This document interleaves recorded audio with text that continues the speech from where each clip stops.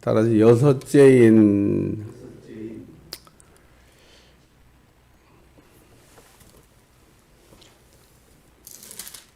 6장 1절에 보니까 내가 봄에 어린 양이 7인 중에 하나를 5장 1절 제가 성경 몇 개를 좀 읽겠습니다. 5장 1절 내가 봄에 보좌에 앉으신 이의 오른손에 두루마리가 있으니 안팎으로 솟고 7인으로 봉하였더라.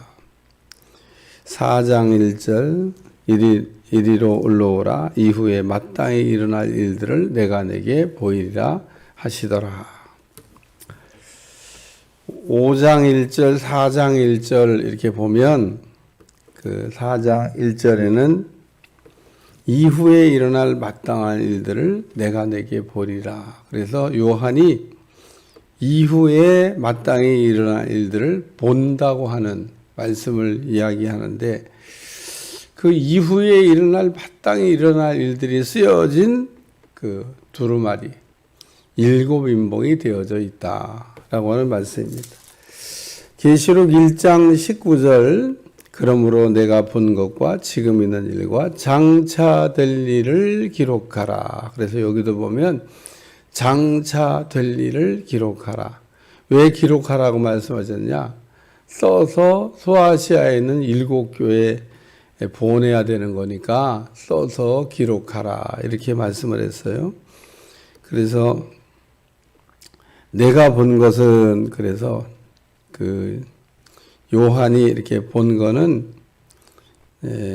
지금 1장 12절에 보면 몸을 돌이켜 나에게 말한 음성을 알아보려고 돌이킬 때 7 금초대를 보았는데 그러면서 쭉 본고를 이야기하고 있고요. 그리고 지금 있는 일과 2장과 3장의 소아시아에 있는 일을 이야기하셨고 4장으로 넘어오면 이후에 일어날 마땅히 있고 세 번째에 있는 장차 있을 일에 대해서 5장에 가면 인봉이 되어 있다는 거. 그래서 요한이 울어요. 인봉일 뗄 자격이. 6장에 넘어오면 7인 중에 하나가 떨어지는데 그래서 어린 양이 7인을 뗍니다. 6장의 내용은 인 떨어지는 이야기 하다 보면 6장은 끝난다. 그래요.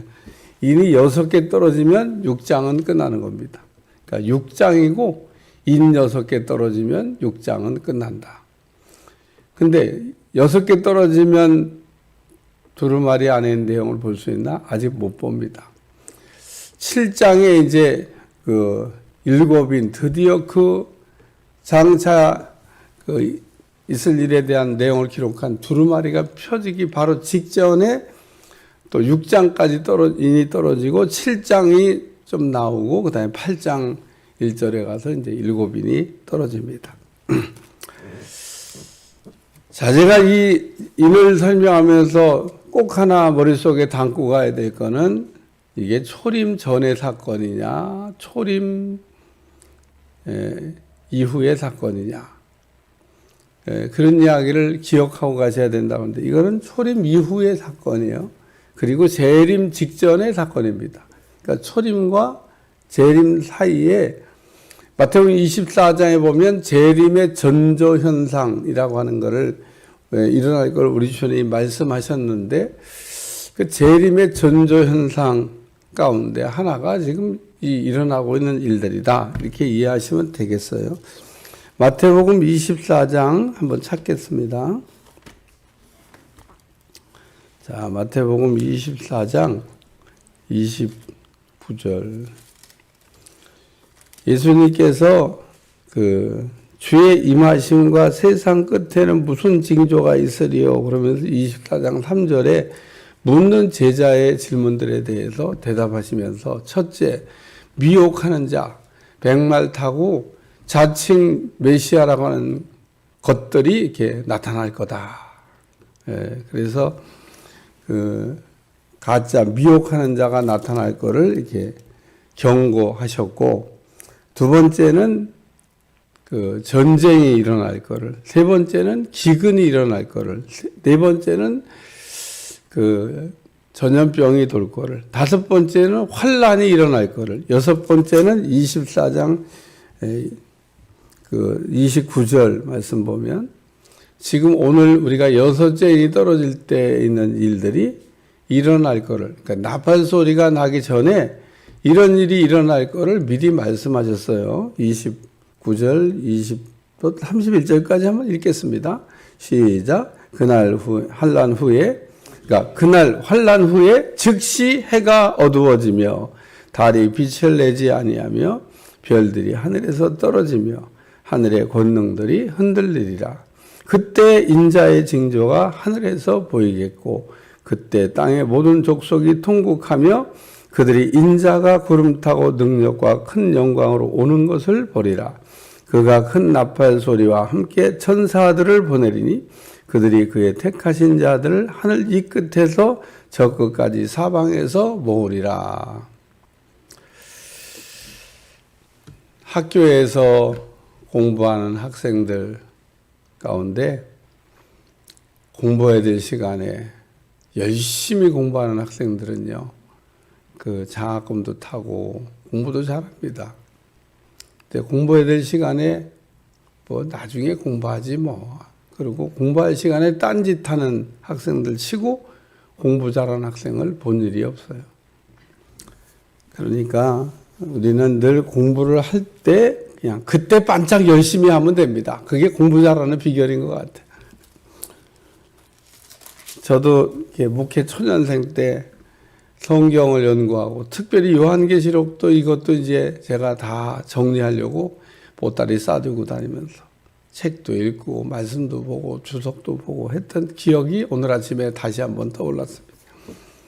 그러니까 혼자 앉아서 연구하면 얼마나 이게 참 구구절절 이해해야 되고 또 알아야 되고 또 이게 정리해야 될 내용이 많아서 어려울까 그런 생각이 듭니다.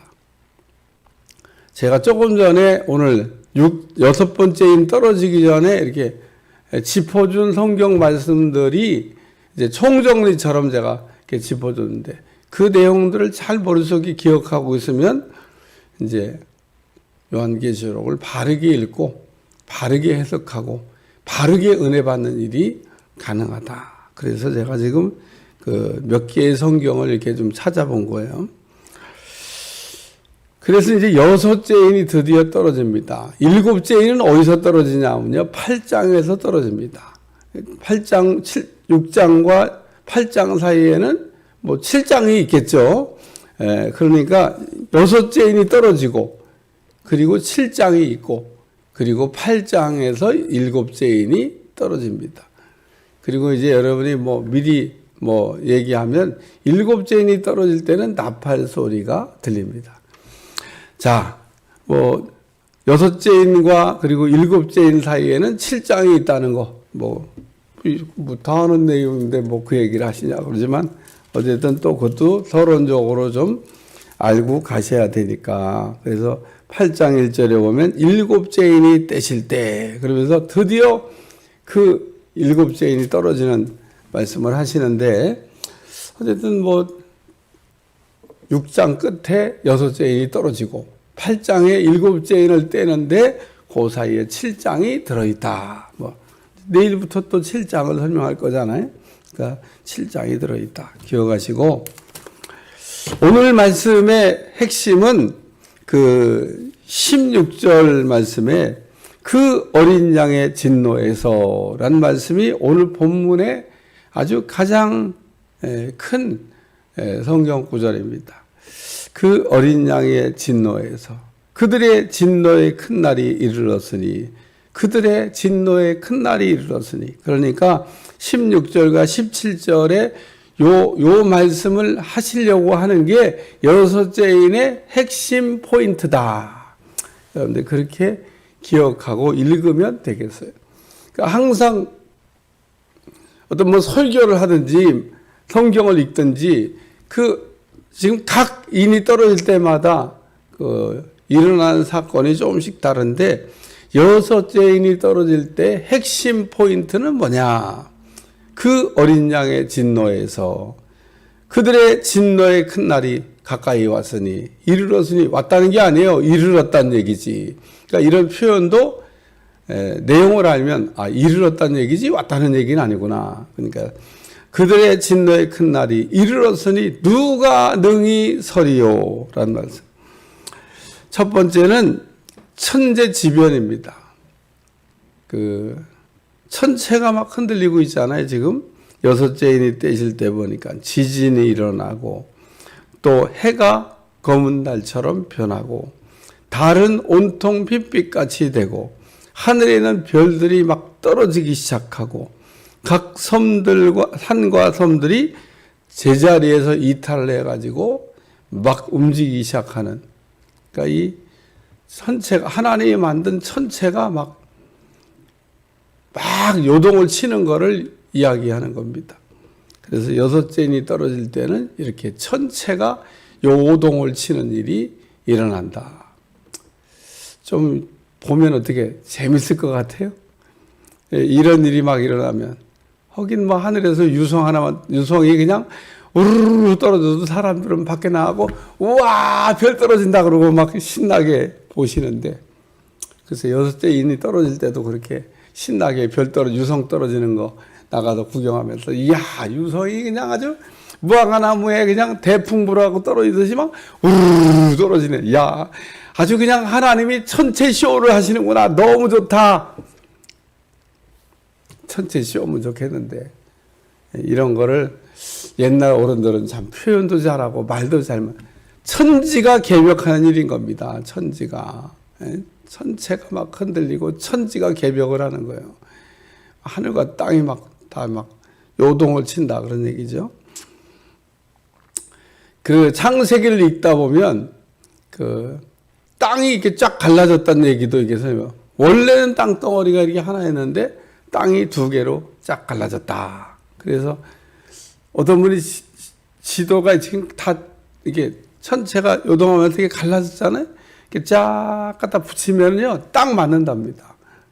남아메리카를 갖다가 이렇게 떼어다가 아프리카 쪽에 갖다 딱 붙이면 꽁지도 딱 맞고 거기는 모든 그 환경들도 비슷하답니다. 이렇게 다 모든 퍼즐 이렇게 조각내는 것처럼 다 갖다 이렇게 쑥쑥 붙이면은 다 맞아요. 그러니까 본래는 한 덩어리였던 것 같은데 이게 어느 날 이렇게 막 요동을 치면서 쭉 벌어지고 지금 형태의 모양을 갖춘 거라고 하는. 성경은 어쨌든 땅이 갈라졌다는 얘기를 창세기에 하고 있습니다.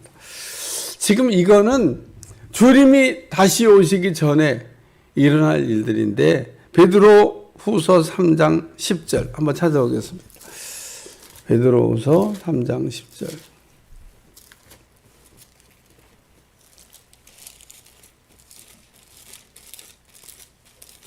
베드로 후서 3장 10절.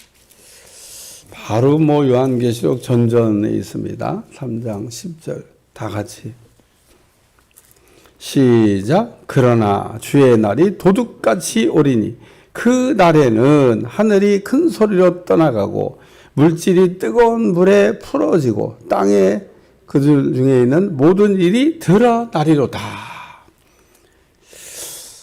성경은 이렇게 짝짓기는 아니지만 이렇게 보완을 하고 있습니다. 서로에 대한 내용을 이렇게 설명하는 거. 그러니까 아까 마태복음 24장도 그렇고 베드로 후서 3장 10절도 그렇고 오늘 주의 날이 임박할 때 이런 일들이 일어난다. 천체가 천지가 개벽을 하는 거죠. 근데 베드로 후서에 있는 말씀을 여러분들이 보시면은 이거는 하나님께서 드디어 이제 그 세상을 초기화, 원상태로 돌리기 위한 일을 이제 시작하시는 거구나. 제가 참 컴퓨터 요즘, 옛날에는 컴퓨터가 바이러스가 막 들어오잖아요. 그러면은 꼭 병원에 가야 돼. 컴퓨터 고치는 집에 가고 고쳐주세요. 이렇게 해야 돼. 근데 요즘은 조금 컴퓨터가 알아가지고 자기가 스스로 복구를 해. 얼마나 참 쓰다가 감사한지. 이게 뭐가 바이러스가 들어가고 막 망가뜨리잖아요. 그러면 초기화, 처음 살 때처럼 이렇게 막 프로그램을 막 돌려가지고 자기가 스스로 원상복구를. 참 그걸 보면서 참 좋은 시대에 살고 있다. 근데 뭐 그렇게 해서 다 해결되는 건 아니지만 그거보다 어떤 더 세고 더 이제 막 컴퓨터를 막 다 태워버리고 이런 거 오면 이제 병원 가야 되지만 웬만한 거는 그냥 알아서 이렇게 다시 여기 초기화. 하나님께서 이 인간이 망가뜨려 놓은 이 천체도 초기화, 원상태로 돌리는 일을 이제 하신다고 하는. 그래서 주님이 오실 때가 임박하면 천재지변이 일어난다. 여기 천재지변은 큰 지진이 나며 해가 검은 들처럼 검게 변하고 또 달은 핏빛이 되고 하늘의 별들이 무화과 나무 별들이 그냥 막 설익은 열매가 떨어진 것 같이 떨어지고 하늘은 두루마리가 말리는 것 같이 떠나가고 각 산과 섬이 제자리에서 옮겨졌다. 그 정도입니다. 두 번째 말씀은 15절. 땅의 임금과 왕족과 장군과 부자들과 강한 자와 모든 종과 자유인이 굴과 산들의 바위 틈에 숨었다. 예외는 없다. 이런 말씀에 따라 예외는 없다. 뭐의 예외가 없냐? 그 어린 양의 진노에서 진노의 큰 날을 피할 수 있는 예외는 없다. 그냥 모든 사람을 이렇게 표현한 거예요. 빠져나갈 수 있는 사람이 없다는 겁니다. 하나님이 만드신 율법을 빠져나갈 수 있는 인간이 있나? 없습니다. 인간이 죄인이라고 하는 거, 인간은 태어나기 전부터 죄인이라고 하는 것을 인간에게 알게 하시려고 써서 주셨던 게 율법입니다. 율법을 읽어보면 의인은 없나니 하나도 없습니다. 아직도 자기가 죄인인지 의인인지 분별을 못하겠거든 율법을 읽어보시면 됩니다. 율법을 빠져나갈 수 있는 사람이 있냐? 없습니다. 하나님이 간단하게 10계명을 우리에게 주셨지만 10가지 계명에서 빠져나갈 수 있는 사람은 단 한 명도 없습니다. 예외 없이 전부 하나님 앞에 죄인이라는 거예요. 우리는 남보다 조금 죄를 덜 지거나 남보다 좀 죄를 이렇게 더 많이 지는 사람을 보면 더 많이 있는 사람 보면 죄인같이 보이고 조금 덜 진 사람은 나는 의인 아닌가 이런 착각 속에 사는데 도토리 기색인 겁니다. 무슨 남보다 내가 조금 덜 죄를 졌다고 죄인이 의인 되는 거 아니다 그런 얘기입니다. 죄인이 의인이 되기 위해서는 예수님께서 십자가에서 값비싼 대가를 지불하신 것 같은 그런 과정을 거치지 않고는 죄인이 의인 되는 길이 없습니다. 한마디로 죄값을 다 갚으면 돼요. 의인 되려면. 그런데 죄값을 다 갚으려면 죽어야만 됩니다. 우리가 죽어야 해결되는 게 우리의 죄값입니다. 어떻게? 죽음으로 해결하겠습니까? 대속으로 해결하겠습니까? 제가 물어보잖아요. 죽음으로 해결하겠습니까? 예수님의 대속으로 해결하겠습니까? 방법은 둘 중에 하나입니다. 우리의 죄값은 죽어야 해결되는데 어떻게? 내가 죽겠습니까? 아니면 예수님의 대속을 믿겠습니까? 하나님이 우리에게 제안하는 방법입니다. 어떻게? 네 죄값을 네가 받을래? 아니면 내가 제안한 방법을 받아들이고 믿을래?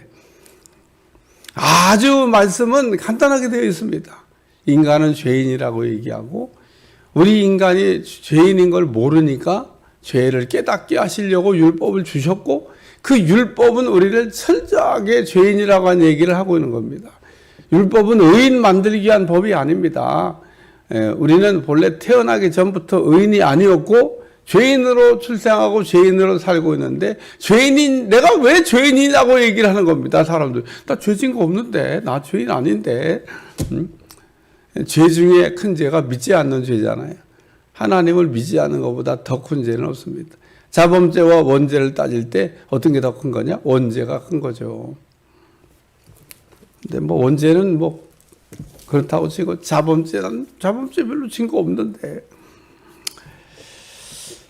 믿지 않는 죄나 또 믿지 않는 죄로부터 파생된 죄나 오늘 우리는 하나님 앞에 죄인인 것을 깨달으면 깨달을수록 이게 내 힘으로 안 되는 거구나. 그래서 예수님이 필요한 거고 그래서 예수님이 오신 거고 우리가 율법 다 지킬 수 있다 그러면 예수님 뭐하러 오시겠어요? 한 사람이라도 지킨 사람이 있다 그러면 예수님 뭐하러 오시겠어요? 봐라, 누군 되지 않냐? 너희들은 왜 안 되냐? 누구를 봐라, 다 됐지 않냐? 에녹 같은 사람 봐라, 되지 않냐? 너는 왜 안 되냐? 에녹이 자기의 의로 의인된 거 아닙니다.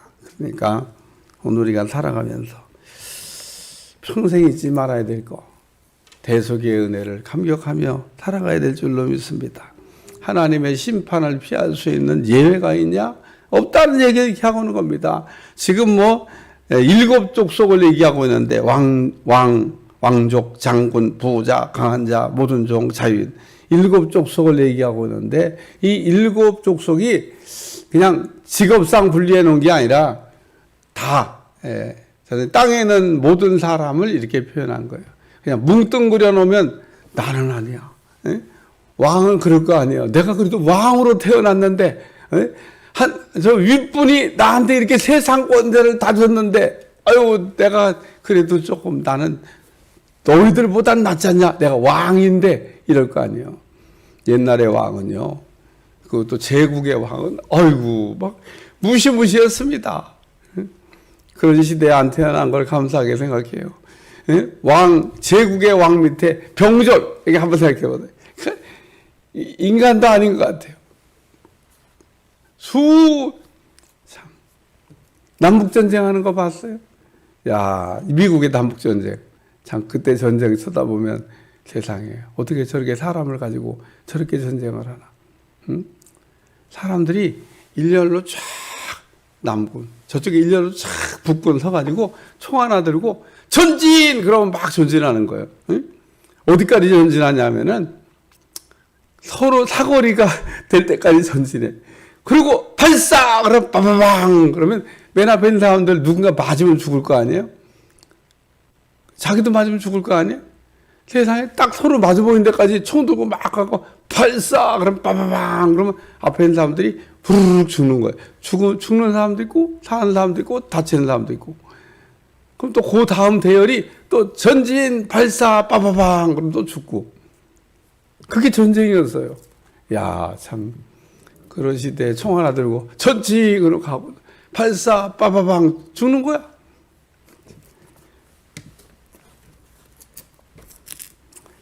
오늘 예외는 없습니다. 우리가 무슨 예외? 어린 양의 진노의 큰 날. 세 번째 말씀은 설 수 있는 자라는 말씀이 나옵니다. 여기 17절에 보니까 그들의 진노의 큰 날이 이르렀으니 누가 능히 서리요? 라는 말씀이 17절에 설 수 있는 자. 여기 진노란 말이 나오니까 뭐가 연상돼야 되냐면요. 구약의 6월절에 하나님의 진노가 떠올라야 됩니다. 애굽에서 이스라엘 백성들을 건져내실 때 하나님의 진노가 애굽 땅에 부어졌습니다. 바로가 항복을 안 해요. 맨날 거짓말만 하고. 그러니까 하나님께서 이스라엘 백성들을 그냥 처음부터 그냥 한 방에 그냥 바로를 그렇게 하시지. 그 10번째까지 그렇게 할 거 있나. 그런 생각이 좀 들지 않아요? 그냥 한 방에 끝내버리지 뭘 10방을 그냥. 저는 우리가 그냥 볼 때 그냥 한 방에도 끝낼 수 있죠. 우리 하나님은 한 방에도 끝낼 수 있습니다. 근데 하나님께서 그렇게 하신 건 어떻게 보면 기회를 주시는 겁니다. 기회를. 돌이키라고. 너도 구원받으라고. 너도 은혜 받으라고. 그래서 정말 그렇게 하나님이 하는 과정에서 은혜 받은 사람들이 있습니다. 그게 누구냐? 애굽에 있던 사람들이죠. 이스라엘 백성들만 구원받은 게 아니에요. 애굽 사람들도 구원받았습니다. 어디에서? 하나님의 진노에서. 보니까 막 별시한한 일들이 막 다 일어나는데 어떤 날 보니까 이스라엘 백성들이 좀 어린 양을 잡더니 갑자기 피를 막 분소죄 갖다 팔았는데 뭐 하는 거예요? 하나님의 진노가 내려온답니다. 그러면 그 왜 바르는 거요? 피를 바르면 하나님의 진노가 6월 넘어간답니다. 넘어간다는 뜻이 6월이에요. 6월 한답니다. 아, 그러냐고? 그럼 나도 그럼 발라야지. 그리고 애굽 사람 가운데도 어린 양을 잡아가지고 피를 바른 가정이 있습니다. 그 우리가 6월절이라고 하는 그 찬양을 볼 때 피를 볼 때 하나님이 애굽 사람이냐 이스라엘 사람이냐를 본 게 아니고 문설주 좌우 임방에 피를 발랐냐 안 발랐냐를 봤다는 겁니다. 피를 바른 가정은 6월 하시고 피를 안 바른 가정은 설령 이스라엘 사람이라고 해도 장자와 첫 새끼가 죽었습니다. 짐승의 첫 새끼가 죽었어요. 그러니까 하나님의 진노가 임할 건데 그 하나님의 진노는 짐승의 첫 새끼와 자식 중에 장자를 치신다고 하십니다. 피를 바르면 보호받을 수가 있다고 그럽니다. 그래서 여기 보니까 그들의 진노의 큰 날이 가까이 왔으니 누가 능히 서리요. 큰 날이 왔다는 얘기가 아니에요. 이르렀으니 이제 문 앞에 왔다는 겁니다.